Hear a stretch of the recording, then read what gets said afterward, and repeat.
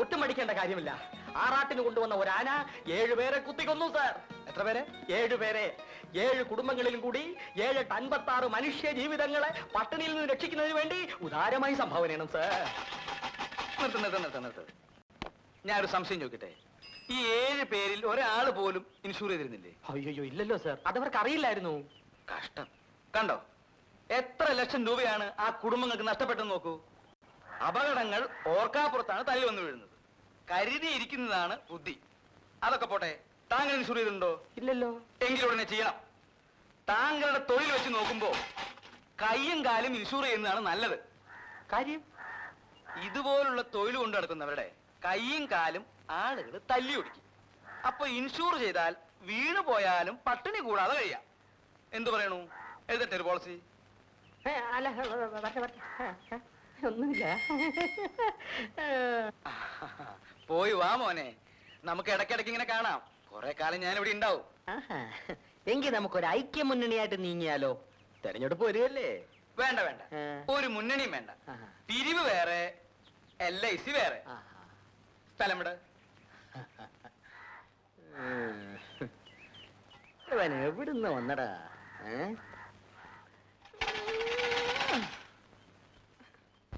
അതിരിക്കട്ടെ, ഇവിടെ തന്നെ വരാൻ നിങ്ങൾക്ക് എങ്ങനെ തോന്നി?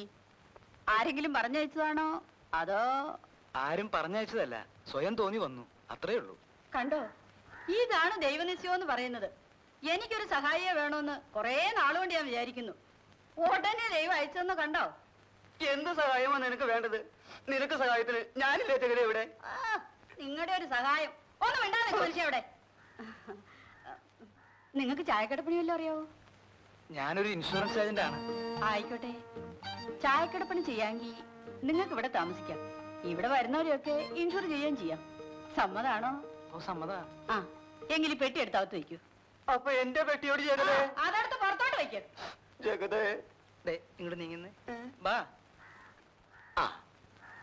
ആദ്യമായിട്ട് ഇദ്ദേഹത്തെ ഒന്ന് ഇൻഷൂർ ചെയ്യുന്നത് നല്ലതാണെന്ന് തോന്നുന്നു. പണം കിട്ടും. കിട്ടുവോ? പിന്നെ ഭാഗ്യം, ഭാഗ്യം. പറഞ്ഞിരുന്നില്ല, ഭാഗ്യം. കണ്ട, ഭാഗ്യം നിങ്ങളെ വിളിക്കുന്നു. കേരള ടൊറണ്ടേ, കർണാടക ടൊറണ്ടേ, ആന്ധ്ര ടൊറണ്ടേ, തമിഴ്നാട് തൊണ്ടടേ.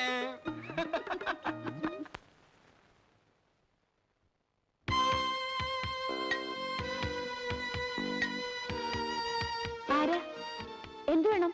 ഞാനിങ്ങോട്ട് സ്ഥലം മാറി വന്നൊരു പോലീസുകാരനാണ്. പോലീസ് സ്റ്റേഷൻ ഇവിടെ അടുത്താണോ? ഇല്ല, കുറച്ചുകൂടി പോണം. കുറച്ചുകൂടി എന്ന് പറഞ്ഞാൽ ആ വളവ് തിരിഞ്ഞാ മതി, അപ്പൊ കാണാം. അബദ്ധമായിപ്പോയി. ആ ജീപ്പിൽ തന്നെ പോകാമായിരുന്നു. ഞാനൊരു ടാക്സി ജീപ്പിലാണ് വന്നത്. ഇനി ഈ പെട്ടിയും തൂക്കി പിടിച്ച് നടക്കണ്ടേ? ഈ പെട്ടി ഇവിടെ നിന്ന് വെച്ചോട്ടെ. പോലീസ് സ്റ്റേഷൻ കണ്ടുപിടിച്ചിട്ട് തിരിച്ചു വന്ന് എടുത്തോളാം. അത് വേണ്ട, നിങ്ങൾ തിരിച്ചു വരുമ്പോ ഞാനിവിടെ ഇല്ലെങ്കിലോ? മറ്റാരെങ്കിലും കാണാതിരിക്കോ? മറ്റാരും ഇവിടെ ഇല്ല. ഒരു അറ്റൻഡർ ഉണ്ടായിരുന്നു, അയാൾ വീട്ടിൽ പോയിരിക്കുക. ഇനി നാളെ വരൂ. സിസ്റ്റർ എവിടെയാ താമസിക്കുന്നത്? ഞാൻ ഇവിടെ തന്നെയാ താമസിക്കുന്നത്. പക്ഷെ എനിക്ക് വെളിയിലേക്കൊന്ന് പോണം. സിസ്റ്റർ പോയിക്കോളൂ, തിരിച്ചു വരുമ്പോ ഞാൻ വരാം. നേരത്തെ വരുന്നെങ്കിൽ ഞാൻ കാത്തിരിക്കാം. അതൊന്നും വേണ്ട, നിങ്ങൾ ഇതും കൊണ്ടങ്ങ് പോയേച്ചാ മതി. അങ്ങനെ പറയരുത് സിസ്റ്റർ. അല്പം മനുഷ്യത്വം കാണിച്ചുകൂടെ? ഞാനൊരു മനുഷ്യനല്ലേ? മനുഷ്യനാണെന്നുള്ളതിൽ സംശയമൊന്നുമില്ല. ഇയാൾ ആരാളില്ലാമേ? എനിക്കറിയില്ല. പോലീസുകാരനാണെന്ന് പറഞ്ഞ് കയറി വന്നിരിക്കുന്നു. പെട്ടി വെക്കണം പോലും. പെട്ടിയോ? പോലീസുകാരനെ പെട്ടി വെക്കുന്ന പോലീസ് സ്റ്റേഷനിലല്ലേ? ഹെൽത്ത് സെന്ററിലാണോ? ഒന്നിറങ്ങി പോണം മിസ്റ്റർ.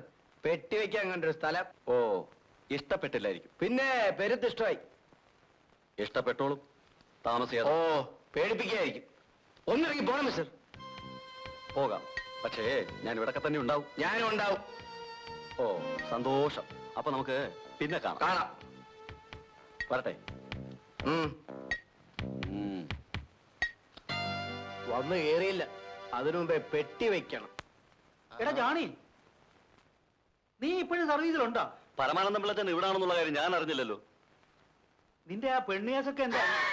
സസ്പെൻഷൻ എപ്പോ തീർന്നു? പെണ്ണ് കേസ് തീർന്നു, സസ്പെൻഷൻ പീരീഡും കഴിഞ്ഞു. സസ്പെൻഷൻ കാലത്തെ ശമ്പളവും കിട്ടി. അയ്യോടാ, അതെങ്ങനെ? രൂപ വാരി എറിഞ്ഞാൽ ഈ രാജ്യത്ത് നടക്കാത്ത എന്തെങ്കിലും ഉണ്ടോ ചേട്ടാ?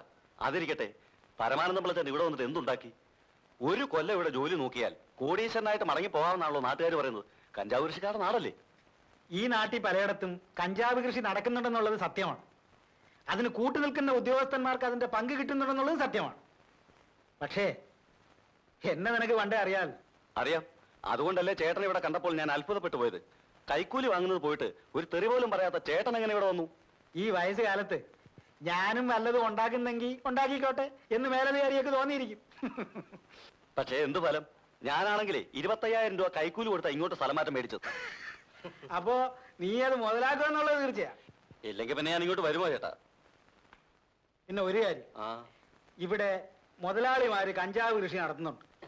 പോലീസുകാരൻ തൊട്ട് മന്ത്രി വരെ ഉള്ളവർക്ക് അതിന്റെ വിഹിതവും കൊടുക്കുന്നുണ്ട്. ഓഹോ. പക്ഷേ ഇവിടുത്തെ നാട്ടുകാരുണ്ടല്ലോ, അവര് പരമപാവങ്ങൾ, പിന്നെ നല്ലവരുമാ.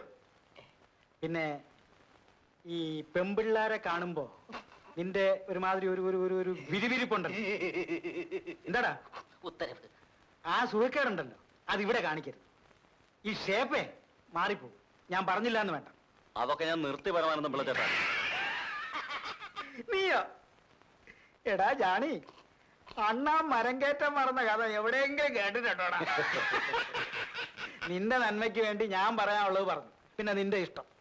ആ നീ പോയി ഈ സൂത്രമൊക്കെ അകത്തോണ്ട് വെച്ചിട്ട് വേഗം റെഡിയാവാൻ നോക്ക്. പോയി കുളിക്കടാ പോ. ശരി.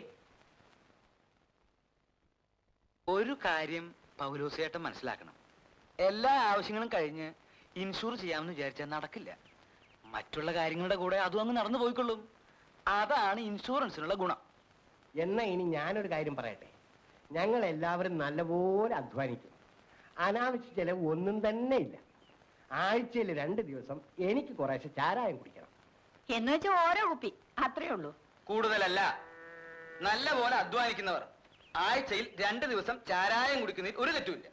ബാക്കി 5 ദിവസം എനിക്ക് കള്ളു മതി. അതാണ് അതിന്റെ ഒരു ചിട്ട. ഓഹോ, അങ്ങനെ ചിട്ടപ്പെടുത്തി വെച്ചിരിക്കുകയാണ്. ആ ഇതിനുള്ള കാശ് കഴിഞ്ഞാൽ പിന്നെ ചെലവിനുള്ള കാശേ കാണൂ. പിന്നെ എങ്ങനെ ഇൻഷുർ ചെയ്യും? കാശ് തരണ്ടേ? അപ്പോ ഈ നിൽക്കുന്ന മോളമ്മയുടെ ഭാവിയെ കുറിച്ച് എന്താ തീരുമാനം? അവള് ഞങ്ങൾക്ക് ഒറ്റ മോളാ. അവക്ക് കൊടുക്കാനുള്ള പൊന്നും പണമൊക്കെ ഞങ്ങൾ നേരത്തെ കരുതി വെച്ചിട്ടുണ്ട്. ഇനിയിപ്പോ അവിടെ പഠിത്തം കൂടി കഴിഞ്ഞാൽ കൊള്ളാവുന്ന ഒരുത്തിന് അവളെ കെട്ടിച്ചെടുക്കും അല്ലേ? ആ ചെറുക്കനെ ഞങ്ങൾ കണ്ടുവച്ചിട്ടുണ്ട്. കണ്ടുവച്ചെന്നല്ലേ ഉള്ളൂ, വാക്കൊന്നും കൊടുത്തിട്ടില്ലല്ലോ. എന്താ വേറെ ചെറുക്കനുണ്ടോ? ആ, ചെറുക്കനൊക്കെ ഉണ്ട്. വേണമെങ്കിൽ നമുക്കൊരു ആലോചന നടത്താമായിരുന്നു. ആര് കാണാനൊക്കെ മിടുക്കനാണ്. അയ്യോ പിന്നെ ഏകദേശം എന്നെ പോലെ ഇരിക്കും. എനിക്കൊന്നും വേണ്ട. അതെന്താ മോളമ്മ അങ്ങനെ പറഞ്ഞത്? സാറിനെ പോലെയാ ഇരിക്കുന്നു പറഞ്ഞോണ്ടായിരിക്കും. എനിക്ക് എന്താ ഒരു കുറ്റം? അത് മാത്രം സാറ് ചോദിക്കരുത്. എന്താ? ഞാൻ പറഞ്ഞാൽ സാറ് കരയും. എങ്കിൽ അതൊക്കെ പോട്ടെ. ഇൻഷുറൻസിന്റെ കാര്യം എങ്ങനെയാ? സാറ് ഇപ്പൊ പോ, ഞാൻ പിന്നെ അറിയിക്കാം. ഇനി ഞാൻ പോയേക്കാം. മോളമ്മ കത്തി വെച്ചത് എന്റെ ലൈഫിനെയാ.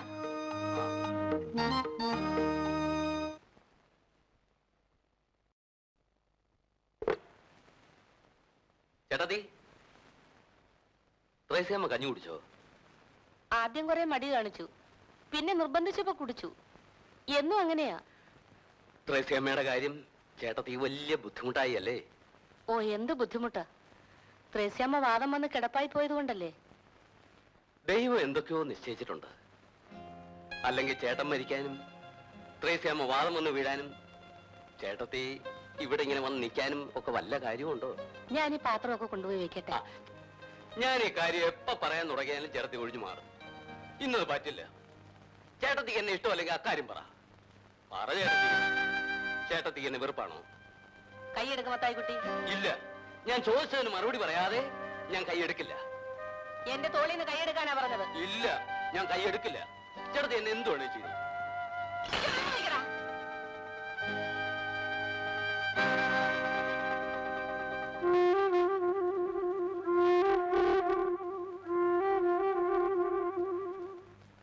ആളുകൾ ചോദിച്ചാൽ എനിക്ക് മറുപടിയില്ലേ ചേട്ടത്തി?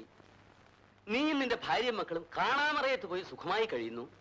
നിന്റെ ചേട്ടന്റെ ഭാര്യയും മക്കളും എങ്ങനെ കഴിയുന്നു നീ അന്വേഷിക്കാറുണ്ടോ മത്തായിക്കുട്ടി? ഇന്ന് ഉണ്ടെന്നോ ഇല്ലെന്നോ പറയാൻ പറ്റുമോ? ചിറ്റപ്പം വിചാരിക്കുന്ന പോലെ അത്രയ്ക്ക് ബുദ്ധിമുട്ടൊന്നും ഞങ്ങൾക്കില്ല. അപ്പച്ചൻ മരിച്ചുപോയെന്നേ ഉള്ളൂ. എന്നാലും ഞങ്ങൾക്ക് സുഖമായിട്ട് ജീവിക്കാനുള്ള വകയൊക്കെ അപ്പച്ചൻ സമ്പാദിച്ചു വെച്ചിട്ടുണ്ട്. അതൊക്കെ ശരി. പക്ഷെ ഇങ്ങനെ കഴിയാനുള്ളവരാണോ നിങ്ങൾ? ചേട്ടൻ ഉണ്ടായിരുന്നെങ്കിൽ എന്നേക്കാൾ സുഖമായി ജീവിക്കേണ്ടവരല്ലേ? അതുകൊണ്ട് ഇനി ഇങ്ങനെ ഇവിടെ ജീവിക്കാൻ ഞാൻ സമ്മതിക്കില്ല. നിങ്ങളെ കൂടി എന്നോടൊപ്പം കൊണ്ടുപോകാനാണ് ഞാൻ വന്നിരിക്കുന്നത്. അപ്പോ ഇവിടെയുള്ള ഈ സ്വത്തൊക്കെ എന്ത് ചെയ്യണമെന്നാ മത്തായിക്കുട്ടി പറയുന്നത്? എന്ത് സ്വത്ത്? ഇതൊക്കെ ഒരു സ്വത്താണോ ചേട്ടത്തി? ഇതാർക്കെങ്കിലും വിൽക്കണം. എന്നിട്ട് ഇതിന്റെ 10 ഇരട്ടി ഭൂമി നമുക്ക് അവിടെ വാങ്ങിക്കാം.